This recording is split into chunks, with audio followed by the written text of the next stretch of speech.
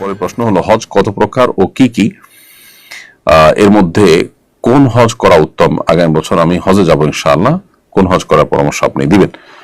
প্রথম কথা হলো যে হজ তিন প্রকার: হজে ইফরাদ, হজে তামাত্তু এবং হজে কেরান। হজে ইফরাদ, হজে তামাত্তু, হজে কেরানের মধ্যে কোন হজ উত্তম, এটা নিয়ে ফুকাহা ইকরামের মধ্যে, উলামার মধ্যে একাধিক মত রয়েছে। অনেক উলামা ইকরামের বক্তব্য হলো যে হজের ক্ষেত্রে হজে তামাত্তু উত্তম, এবং এই মতের সপক্ষে বহু উলামা ইকরাম রয়েছেন। বর্তমান বিশ্বে বেশিরভাগ মানুষই প্রায় হজে তামাত্তু করে থাকেন।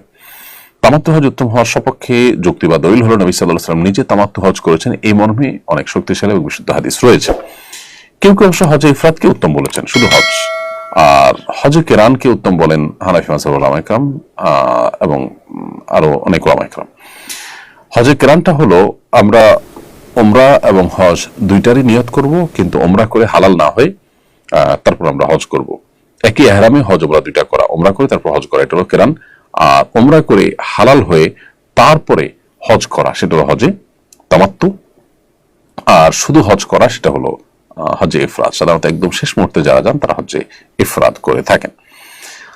তো আপনার জন্য উত্তম কোনটা আমি সেটা বলবো যে আপনি যদি আগে থেকে জানান, আগে থেকে, তাহলে হজে তামাত্তুই করবেন, আর শেষ মুহূর্তে গেলে হজে কেরান করতে পারেন।